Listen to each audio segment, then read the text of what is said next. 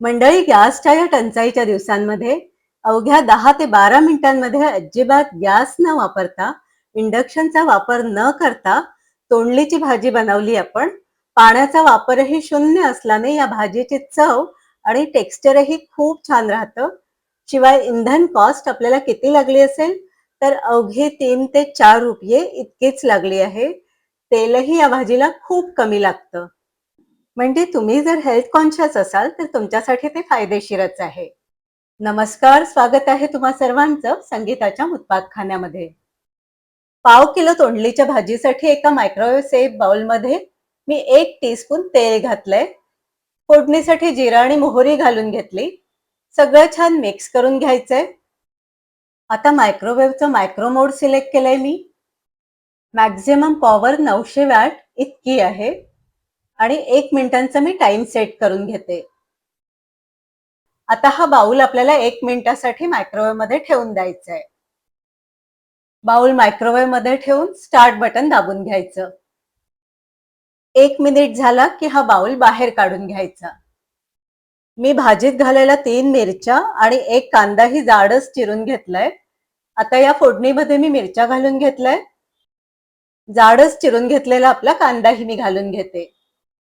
छान मिक्स करून घ्यायचा आणि कांदा तेलाने चांगला कोट करून घ्यायचा. तुम्ही जर तिखट घालत असाल तर आत्ता घालू नका, मी सांगेन तेव्हा घाला.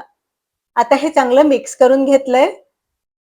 पुन्हा हा बाउल मायक्रोवेव्ह मोडला 900 वॅट वरती 4 मिनिटांसाठी ठेवून द्यायचा. मी 4 मिनिटांचं टाइम सेट करून घेतलंय. पण कांदा जर आपला लवकर परतून झाला तर मग आपण मायक्रोवेव्ह मधून त्याला काढून घेऊया. आता 2 मिनिट होऊन गेलेत. हा कांदा मी एकदा चेक करून घेते. बाउल पुन्हा मायक्रोवेव्ह मधून काढून घेते आणि आता बघा, हा कांदा छान मऊ झालाय. 4 मिनिटांच्या आतच आपला कांदा छान परतून झालाय. तर यामध्ये मी आता चिरलेली तोंडली घालून घेते. कांद्यासोबत तोंडली चांगली मिक्स करून घेऊयात.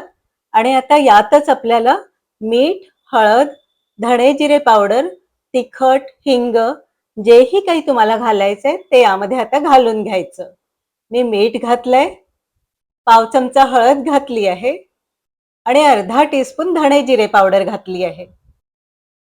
तुम्ही हिंग, लाल तिखट जेही काही घालायचं असेल ते आत्ताच घालून मिक्स करून घ्या.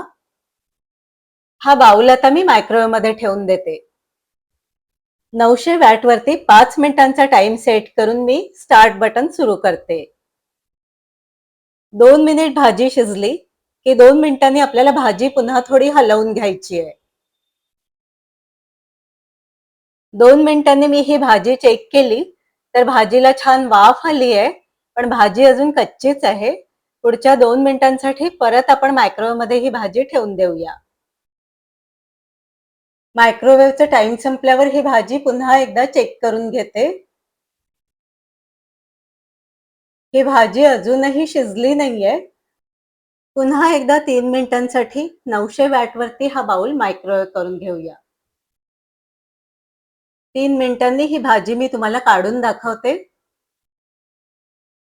आता ही भाजी अगदी परफेक्ट शिजली आहे.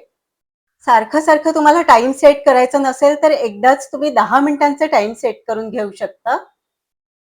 अगदी 9 मिनिटांमध्येच ही भाजी बघा छान सॉफ्ट शिजली आहे. तोंडली गॅसवरही इतकी छान बनत नाही. मी तर नेहमी ऑफिसच्या गडबडीमध्ये तोंडली बऱ्याचदा मायक्रोवेव्ह मध्ये बनवत असे. तोंडलीला अजिबात पाणी सुटलं नाहीये, लागली नाहीये, करपली नाहीये आणि चव नेहमीच्या तोंडलीच्या भाजीपेक्षा छानच लागते. तुम्हाला जर माझी रेसिपी आवडली असेल, हेल्पफुल असेल तर प्लीज व्हिडिओला लाईक करा, शेअर करा आणि अशाच छान छान रेसिपीजसाठी आपला मुत्पाकखाना बाय संगीता या चॅनलला सबस्क्राईब करा. ऑल बटनही सिलेक्ट करा, म्हणजे येणाऱ्या सर्व रेसिपीजचे नोटिफिकेशन्स तुम्हाला त्वरित येत जातील. धन्यवाद.